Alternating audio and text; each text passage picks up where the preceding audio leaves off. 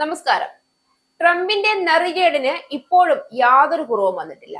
ഇന്ത്യക്കാരെ മാത്രം ലക്ഷ്യം വെച്ചുകൊണ്ടുള്ള ഏറ്റവും ഗൂഢാലോചനാപരമായ ഒരു തുള്ളി രക്തം ചൊരിയാത്ത യുദ്ധമുറ തന്നെയാണ് ട്രംപ് പയറ്റിക്കൊണ്ടിരിക്കുന്നത്. ഇന്ത്യയെ തകർക്കാൻ ഇന്ത്യയുടെ അടിവേരുകൾ തന്നെ ഇല്ലാതാക്കിയാൽ മാത്രമേ കഴിയൂ എന്ന് ട്രംപിന് വ്യക്തമായി അറിയാം.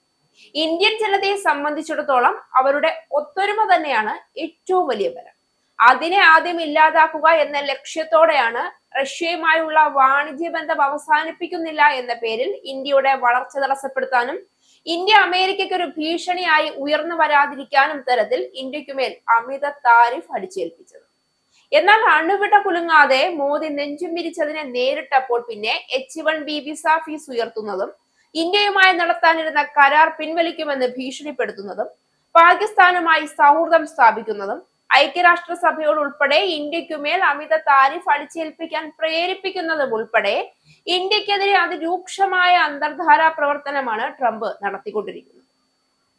H1B വിസ ഫീസ് ഉയർത്തുന്നത് അമേരിക്കയ്ക്ക് തന്നെ തിരിച്ചടിയാകുമെന്ന സാഹചര്യത്തിലാണ് അതിന് ഇളവ് വരുത്തിയതെങ്കിൽ ഇപ്പോൾ വീണ്ടും ഇന്ത്യയിലെ വിദ്യാർത്ഥികളെ കൂടി വലിയ തോതിൽ ബാധിക്കുന്ന തരത്തിൽ H1B വിസ ഇളവുകൾ സർവകലാശാലകൾക്ക് നൽകിയിരുന്നത് കണ്ണടച്ചു തുറക്കും മുൻപ് പിൻവലിക്കാൻ ഒരുങ്ങുകയാണ് ട്രംപ്.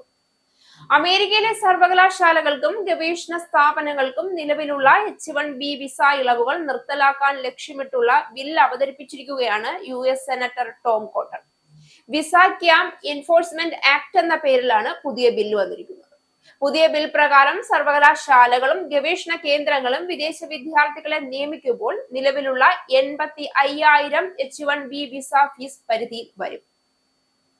പുതിയ നീക്കം ഇന്ത്യൻ അക്കാദമിക് വിദഗ്ധരെ സാരമായി ബാധിച്ചേക്കുമെന്നാണ് വിലയിരുത്തപ്പെടുന്നത്. നിലവിലെ സ്ഥാപനങ്ങൾക്ക് പരിധിയില്ലാതെ വിദേശ തൊഴിലാളികളെ നിയമിക്കാൻ അനുവാദമുണ്ടായിരുന്നു.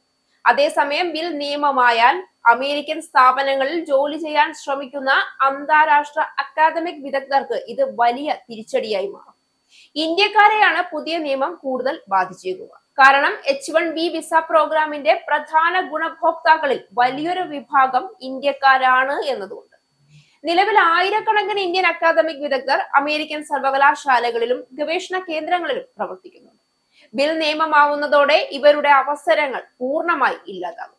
ദീർഘകാല H1B വിസയിൽ ഉള്ളവരെയും വാർഷിക വിസ പരിധിയിൽ ഉൾപ്പെടുത്താനും തൊഴിൽ മാറുന്നതിനുള്ള വ്യവസ്ഥകൾ കൂടുതൽ കർശനമാക്കാനും ബിൽ നിർദ്ദേശിക്കുന്നുണ്ട്. സാങ്കേതിക മേഖലയിലും ഉന്നത വിദ്യാഭ്യാസ മേഖലയിലും H1B വിസകളെ ഇന്ത്യ വലിയ തോതിൽ ആശ്രയിക്കുന്നതിനാൽ കൂടുതൽ ഉദാരമായ വിസ നയങ്ങൾക്കായി ഇന്ത്യ നിരന്തരം അമേരിക്കൻ സർക്കാരിൽ സമ്മർദ്ദം ചെലുത്തിയിരുന്നു. ഉയർന്ന വൈദഗ്ധ്യമുള്ള കുടിയേറ്റം നിയന്ത്രിക്കാനുള്ള അമേരിക്കക്കാരുടെ രാഷ്ട്രീയ നീക്കങ്ങൾ ടോം കോട്ടന്റെ ഈ നടപടിയിലൂടെ വ്യക്തമാവുകയാണ്. അമേരിക്കൻ അക്കാദമിക് ഗവേഷണ സ്ഥാപനങ്ങളിലേക്കുള്ള ഇന്ത്യൻ പ്രതിഭകളുടെ ഒഴുക്കിനെ ഇത് നേരിട്ട് ബാധിക്കുമെന്ന ആശങ്കയും നിലവിലുണ്ട്. എന്നാൽ അതേസമയം തന്നെ UK-യിലും ജർമ്മനിയിലും അവസരമുണ്ട് എന്നും അതുകൊണ്ട് തന്നെ ഇന്ത്യക്കാർക്ക് ഇത് ഭയം ഉണ്ടാക്കേണ്ട കാര്യമല്ല എന്ന് അഭിപ്രായപ്പെടുന്ന വിദഗ്ധരുമുണ്ട്. H1B അപേക്ഷകർക്ക് $1,00,000 ഫീസ് ഏർപ്പെടുത്താനുള്ള US തീരുമാനം ഏകദേശം 1,00,000-ഓളം വരുന്ന ഇന്ത്യൻ വിദഗ്ധ തൊഴിലാളികളെ ബാധിച്ചേക്കുമെന്നാണ് വിലയിരുത്തപ്പെട്ടത്. സയൻസ്, ടെക്നോളജി, എഞ്ചിനീയറിംഗ്, മാത്തമാറ്റിക്സ് മേഖലകളിലുള്ളവരാണ് ഇത് ഏറ്റവും കൂടുതൽ ബാധിക്കാൻ സാധ്യത. നിലവിൽ H1B വിസയുടെ വാർഷിക പരിധി 65,000 ആണ്. അതിൽ US ഉന്നത വിദ്യാഭ്യാസ സ്ഥാപനങ്ങളിൽ നിന്ന് മാസ്റ്റർ ബിരുദമോ ഡോക്ടറേറ്റോ നേടിയ വിദേശ പ്രൊഫഷണലുകൾക്കായി 20,000 അധിക വിസകളും ഉൾപ്പെടുന്നുണ്ട്. അതേസമയം US നീക്കത്തിനു പിന്നാലെ നിരവധി രാജ്യങ്ങൾ ഇന്ത്യക്കാരെ ക്ഷണിച്ച് രംഗത്തെത്തിയിട്ടുണ്ട് എന്നത് വലിയ പ്രതീക്ഷ നൽകുന്ന വസ്തുത കൂടിയാവുകയാണ്. കാനഡയും UK-യും ജർമ്മനിയും ചൈനയും ഇക്കൂട്ടത്തിൽ പെടുന്നുണ്ട്. വിദേശ തൊഴിലാളികളെ പ്രവേശിപ്പിക്കുന്നതിനുള്ള പുതിയ നിർദ്ദേശങ്ങൾ രാജ്യം ഉടൻ പ്രഖ്യാപിക്കുമെന്നാണ് അടുത്തിടെ കനേഡിയൻ പ്രധാനമന്ത്രി മാർക്ക് കാർണി വ്യക്തമാക്കിയത്. H1B വിസയുള്ള പലർക്കും US-ൽ ഇനി വിസ ലഭിക്കില്ല. ഇവർ വിദഗ്ധരാണ്. ഇത് കാനഡയ്ക്ക് ഒരു അവസരമാണ് എന്നാണ് മാർക്ക് കാർണി കണക്കുകൂട്ടുന്നത്. ഇത് കാനഡയ്ക്ക് ഒരു അവസരമാണ് എന്നും ഉടൻ തന്നെ ഇതുമായി ബന്ധപ്പെട്ട ഒരു നിർദ്ദേശം കൊണ്ടുവരുമെന്നും അദ്ദേഹം പറഞ്ഞിരുന്നു. ഇതുവരെ ഇത് സംബന്ധിച്ച് എന്നാൽ കാനഡ പ്രഖ്യാപനം നടത്തിയിട്ടില്ല എങ്കിലും 2023-ലെ വിസ പ്രോഗ്രാം ഓട്ടവ വീണ്ടും കൊണ്ടുവരാൻ സാധ്യതയുണ്ട് എന്നാണ് വിലയിരുത്തപ്പെടുന്നത്. ഇത് H1B വിസയുള്ളവർക്ക് 3 വർഷം വരെ കാനഡയിലേക്ക് കൂടുതൽ അനുകൂലമായ സാഹചര്യങ്ങളിൽ കുടിയേറാൻ അവസരമൊരുക്കും.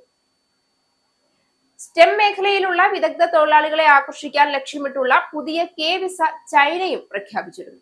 ചൈനയിൽ നിന്ന് മറ്റു രാജ്യങ്ങളിൽ നിന്നുമുള്ള സ്റ്റെം പ്രതിഭകൾ തമ്മിലുള്ള കൈമാറ്റങ്ങളും സഹകരണവും പ്രോത്സാഹിപ്പിക്കുകയാണ് ഈ വിസയുടെ ലക്ഷ്യമെന്ന് ചൈന വ്യക്തമാക്കിയിട്ടുണ്ട്. കെ വിസയുടെ പ്രധാന ആകർഷണം H1B വിസകൾക്ക് ഏറ്റവും വലിയ തടസ്സങ്ങളിൽ ഒന്നായി കണക്കാക്കുന്ന സ്പോൺസറിംഗ് എംപ്ലോയറുടെ ആവശ്യമില്ല എന്നതാണ്. എന്നാൽ കെ വിസകൾക്ക് പരിധി ഉണ്ടാകുമോ എന്ന് വ്യക്തമല്ല. എന്താണെങ്കിലും ട്രംപിന്റെ പുതിയ നീക്കം ചെറിയ തോതിലെങ്കിലും ഇന്ത്യയെ ഒന്നുകൂടി പിടിച്ചു കുലുക്കുമെന്ന കാര്യം ഉറപ്പാണ്. ഇസ്രായേലിന്റെ 5 സൈനിക താവളങ്ങളിൽ കനത്ത നാശനഷ്ടം. മോദി വെളിപ്പെടുത്തുന്ന ഇന്ത്യയുടെ വികസനത്തിന്റെ മയക്കുമരുന്ന് വിൽപ്പനയ്ക്കെതിരെ ശക്തമായ നടപടിയെടുത്ത് ഷാർജ പോലീസ്. അമേരിക്കയിലെ സാധാരണ മനുഷ്യരോട് കൂടിയാണ് കോൺഗ്രസിനുള്ളിൽ പങ്കുവയ്ക്കാൻ ഓപ്പറേഷൻ സിന്ദൂറിൽ ഉപയോഗിച്ച